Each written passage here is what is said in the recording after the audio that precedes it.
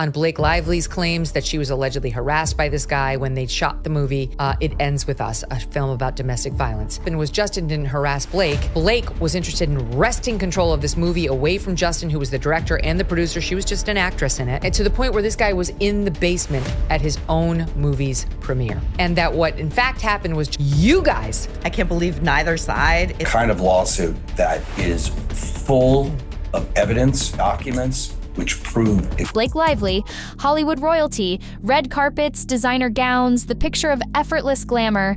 But what if that picture shattered? Imagine this, headlines screaming not about her latest blockbuster, but about jail time.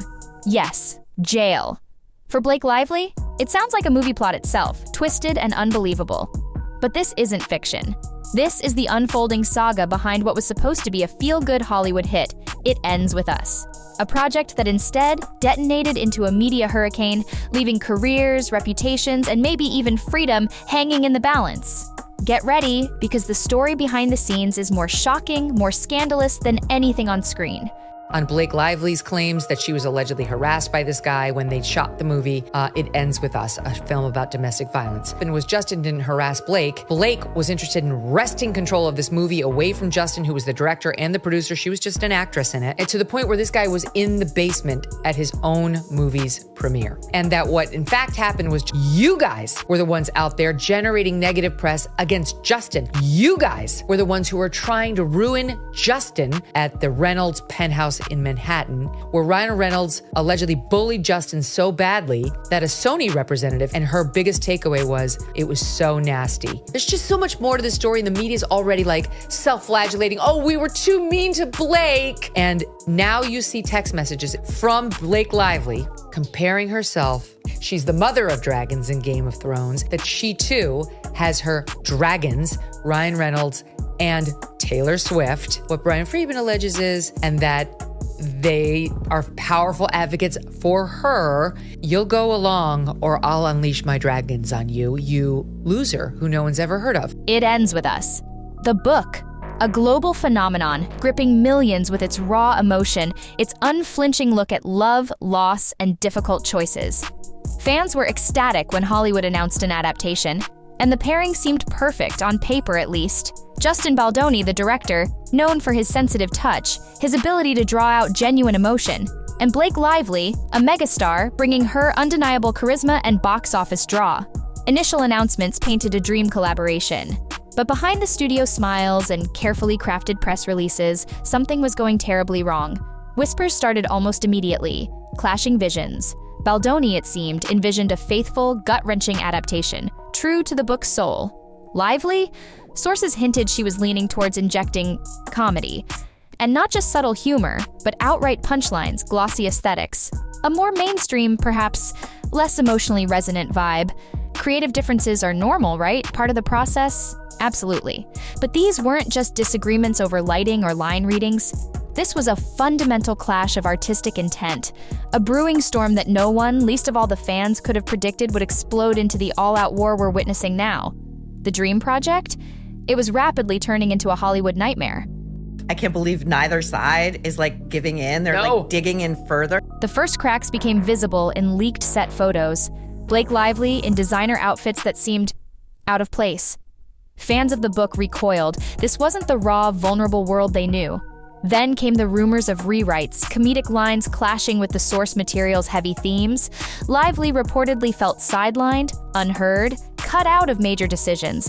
Baldoni, on the other hand, insisted on preserving the novel's authenticity, fearing comedic impulses would derail the very heart of the story. But disagreements escalated far beyond creative arguments. The bombshell dropped. Justin Baldoni filed a defamation lawsuit against Blake Lively. Defamation, serious stuff. He claimed Lively was actively spreading falsehoods about his directorial style, painting him as a tyrant, someone who stifled her creativity. Baldoni argued this wasn't just about bruised egos. It was about real damage to his professional reputation, to the film's box office prospects. A typical Hollywood spat? Maybe. Until Baldoni went for the jugular, seeking enormous damages. He wasn't just swatting away rumors, he was declaring war. And Lively? She didn't back down. She countersued, accusing Baldoni of bullying her on set. of creating a hostile environment that prevented her from delivering her best performance. Suddenly, this wasn't just about creative control anymore. This was an all-out legal brawl, reputations on the line, careers potentially in jeopardy. The polite veneer of Hollywood was ripped away, revealing a messy, bitter, and very public fight. Amidst the legal firestorm, the studio pushed ahead with the release of It Ends With Us. Perhaps they hoped the drama would die down, that audiences would still flock to see the movie. They were wrong. The verdict? Devastating. Critics slammed it, audiences stayed away. The movie was a flop. And not just a mild disappointment, a resounding, undeniable failure. Reviewers pointed to the film's inconsistent tone, a jarring blend of tearful confessions and misplaced humor, utterly clashing with the book's raw emotional core. Box office numbers echoed the critical drubbing. It tanked, spectacularly. The question everyone was asking, was the movie doomed from the start? Was the behind-the-scenes chaos so toxic, so pervasive that it poisoned the final product? The irony was brutal. It Ends With Us, a story about emotional depth and vulnerability, became a cautionary tale, a cringeworthy example of how behind-the-scenes drama can utterly derail a project, leaving a cinematic misfire in its wake. The real-life fiasco had completely overshadowed any promotional efforts, any hope for success. Kind of lawsuit that is full of evidence, documents, which prove exactly what she did to take over the movie and used her PR people to try and destroy Justin. And we're carefully considering other people that will be sued also. Ryan Reynolds. Desperate to contain the escalating public mudslinging, someone insiders hint it was Lively's team requested a gag order, a legal muzzle, preventing both sides from speaking out. It was denied. And that denial unleashed a torrent. Without a gag order, the floodgates opened. Every new accusation, every leaked text, every behind-the-scenes whisper became instant tabloid fodder, social media fuel. Baldoni and Lively doubled down, fighting their battles in the court of public opinion as much as in the actual courtroom. Lively's camp released carefully worded statements hinting at mistreatment, painting her as a victim. Baldoni's supporters countered with behind-the-scenes accounts, painting a very different picture. The back and forth was relentless, brutal, overshadowing whatever dignity, whatever artistic integrity might have been left of the film. The drama had become a spectacle, a public circus, and the movie itself was lost in the noise. Then came a move practically unheard of in Hollywood warfare. Justin Baldoni launched a website. Not just a press release, not just a statement, but a full-blown website dedicated solely to the lawsuit. 168 pages of documents, text messages, production emails, a digital data dump designed to prove his case.